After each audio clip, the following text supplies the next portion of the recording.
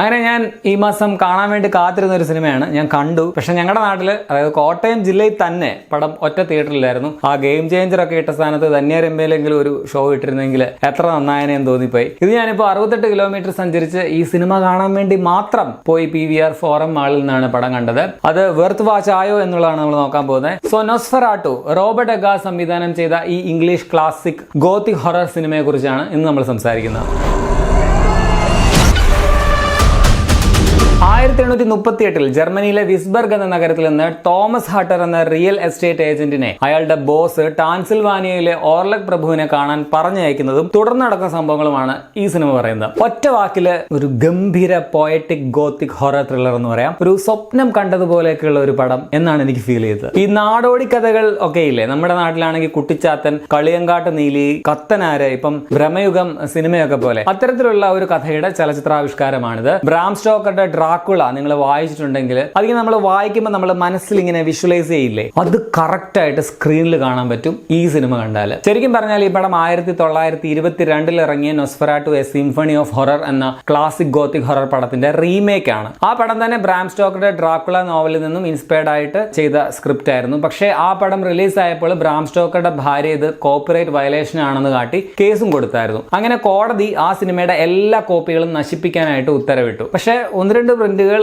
എങ്ങനെയോ സർവൈവ് ചെയ്തായിരുന്നു. അത് നിങ്ങൾക്ക് നെറ്റിൽ തപ്പിയാൽ കിട്ടും. അതിന്റെ റീമേക്ക് ആണ് ഈ പടം. അതൊരു സൈലന്റ് മൂവി ആണെന്ന് പറയാം. BG മാത്രമേ ഉള്ളൂ കേട്ടോ. ഇതിന്റെ ഫ്രെയിംസ് ഒക്കെ എന്നാ ഭംഗിയാണെന്നോ. ഓരോ വിഷ്വൽസ്, അതായത് ഓരോ സീനും നമുക്കിങ്ങനെ സ്ക്രീൻഷോട്ട് എടുത്ത് വെച്ചാൽ ഒരു പെയിന്റിംഗ് പോലെ ആയിരിക്കും. അജ്ജാതി ക്യാമറ, വിഷ്വൽ ഇഫക്ട്സ്, കളറിംഗ് ഒക്കെയാണ് പടത്തിനുള്ളത്. ഒപ്പം കിണ്ണം കാച്ചി പെർഫോമൻസും. ആദ്യം തന്നെ പറയേണ്ടത് ഇതിലെ നായിക എലനായിട്ട് വന്ന ലില്ലി റോസ് ഡപ്പിന്റെ പെർഫോമൻസ് ആണ്. യെസ്, നമ്മുടെ ജോണി ഡപ്പിന്റെ മകളാണ്. അന്യായ പ്രകടനമാണ്. ചില സാധനങ്ങളൊക്കെ പുള്ളിക്കാരി ഫേസ് കൊണ്ട് കാണിക്കുന്നുണ്ട്. അതൊന്നും VFX ആണെന്ന് എനിക്ക് തോന്നുന്നില്ല. പുള്ളിക്കാരി തന്നെ സ്വന്തമായിട്ട് ഇട്ടതാണ്. അസാധ്യമാണത്. മിക്കവാറും ഓസ്കാറിലും ഒക്കെ പുള്ളിക്കാരുടെ പെർഫോമൻസ് നോമിനേഷൻ പോകാൻ സാധ്യതയുണ്ട്. പാക്കല. നിക്കലാസ് ഹാൾട്ട് ആണ് ഇതിൽ തോമസ് ആയിട്ട് വന്നിട്ടുള്ളത്. പുള്ളി മനസ്സിലായില്ലേ, നമ്മുടെ എക്സ്മെൻ അതുപോലെ മാഡ് മാക്സിലൊക്കെ ഉള്ള നടനാണ്. ഇതിൽ പൊളിയായിരുന്നു കേട്ടോ. പിന്നെ ബിൽ സ്കാസ്ഗാർഡ്, പുള്ളിക്കാരനാണ് കൗണ്ട് ഓർലക് ആയിട്ട് വന്നിട്ടുള്ളത്. നമ്മുടെ ഇറ്റില് മാസ്ക് ഇട്ട് വന്ന നടൻ. അതുപോലെ ബാർബേറിയൻ സിനിമയിലുണ്ട്. ജോൺ വിക് 4 കഴിഞ്ഞ കൊല്ലം ഇറങ്ങിയ ദ ക്രോയിലൊക്കെ ഉണ്ടായിരുന്നു. സത്യം പറയാലോ, പുള്ളിക്കാരനെ കണ്ടാൽ തിരിച്ചറിയുകയില്ല.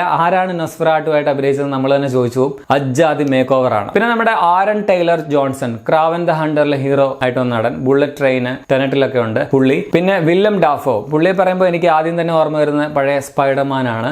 സ്ഥിരം റോബർട്ട് എഗാസ് പടങ്ങളിലെല്ലാം കൊളാബറേറ്റ് ചെയ്യുന്ന നടനാണ്. ഇതിലും ഒരു ഗംഭീര റോളിലുണ്ട്. പിന്നെ എമ്മ കൊറിയൻ, അങ്ങനെ അഭിനയിച്ചിരിക്കുന്ന എല്ലാ ആൾക്കാരും വമ്പൻ സ്റ്റാർസ് തന്നെയാണ്. എല്ലാവരും ഒന്നിനൊന്ന് ബെറ്റർ പെർഫോമൻസ് ആണ് കേട്ടോ. അല്ലെങ്കിലും റോബർട്ട് എഗാസിന്റെ പടങ്ങളിൽ താരങ്ങൾക്ക് അവരുടെ ആക്ടിംഗ് ക്വാളിറ്റി പ്രകടിപ്പിക്കാനുള്ള ഒരു ചാൻസ് ആണ് ഉള്ളത് എന്ന് പറയാം. ഇമോഷൻസ് നന്നായിട്ട് വർക്ക് ആയിട്ടുണ്ടായിരുന്നു പടത്തിൽ. ടെക്നിക്കൽ സൈഡ് നോക്കുകയാണെങ്കിൽ ക്യാമറ പറയുന്നതിന് മുമ്പ് തന്നെ എനിക്ക് എടുത്ത് പറയാനുള്ളത് കളറിംഗ് ആൻഡ് പ്രൊഡക്ഷൻ ഡിസൈൻ ആണ്. എന്തൊരു കളർ ഗ്രേഡിംഗ് ആണ് മോനെ. നൈറ്റ് വിഷ്വൽസ് ആണ് പടത്തിൽ കൂടുതലുള്ളത്. സോ ആ ഒരു മൂൺലൈറ്റിന്റെ പ്രഭയിൽ കാണുന്ന ഒരു നരച്ച അല്ലെങ്കിൽ ash colour tone, black and white ഒക്കെ പോലെ, അതിന്റെ ആ ഒരു എസ്തെറ്റിക്സ് പ്രമാദം. കുറെയൊക്കെ സ്റ്റുഡിയോയിൽ ബ്ലൂ സ്ക്രീൻ ഇട്ട് VFX ഒക്കെ ആയിരിക്കാം, പക്ഷെ അത് VFX ആണെന്ന് മനസ്സിലാവുകയില്ല. അത് ചെയ്തേക്കുന്ന ആ ഒരു കളർ സെൻസ് അപാരമാണ്. So visuals, camera, editing, production design, colour grading എല്ലാം ടോപ്പ് നോച്ച് ആണ്. 35mm പടം ഷൂട്ട് ചെയ്തിരിക്കുന്നത്. ജാരിൻ ബ്ലാഷ്കയാണ് ഇതിന്റെ DOP കൈകാര്യം ചെയ്തിട്ടുള്ളത്. ഒരു സീൻ എനിക്ക് എടുത്തു പറയാനുണ്ട്. ഈ നൈറ്റില് തോമസ് നോക്കി നിൽക്കുമ്പോൾ ഒരു കുതിരവണ്ടി വരുന്ന ഒരു ഫ്രെയിം ഉണ്ട്. എന്നാ ഒരു ഭംഗിയാണെന്ന് അറിയോ. അതുപോലെ ഓരോ സീനും എൻഡ് ചെയ്യില്ല, ചുമ്മാ ഒരു സീൻ തീരുവല്ല.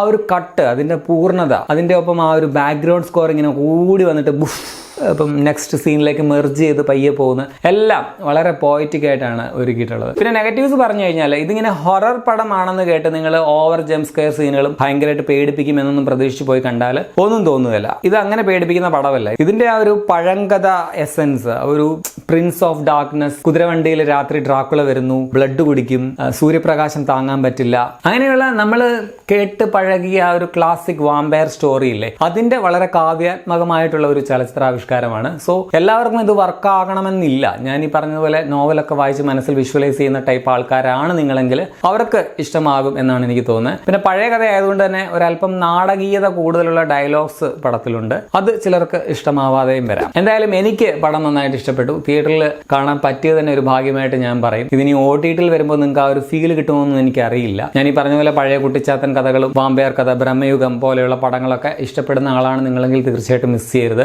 ഇതിനിപ്പോൾ ഈ മാസം അവസാനം കണ്ട് ഡിജിറ്റൽ റിലീസ് ആകുമെന്നാണ് ഞാൻ കേട്ടത്. 2 മണിക്കൂർ 4 മിനിറ്റാണ് സിനിമയുടെ ദൈർഘ്യം. എൻ്റെ അഭിപ്രായത്തിൽ ഇതൊരു ക്ലാസിക് മാസ്റ്റർ പീസ് ആണ്. അല്ലെങ്കിൽ കുറെ കാലം കഴിഞ്ഞിട്ട് ഇതൊരു ക്ലാസിക് ആയിട്ട് രേഖപ്പെടുത്താൻ പോകുന്ന ഒരു പടമാണ്. One of A kind movie എന്ന് തന്നെ പറയാം. I loved it and I loved it like anything. അപ്പോൾ നിങ്ങൾ ഈ സിനിമ തിയേറ്ററിൽ കണ്ടിട്ടുള്ളവരാണ് നിങ്ങളുടെ അഭിപ്രായം കമൻറ്റ് രേഖപ്പെടുത്തുമല്ലോ. അപ്പോൾ വീണ്ടും കാണാം. ശരിയാണ്.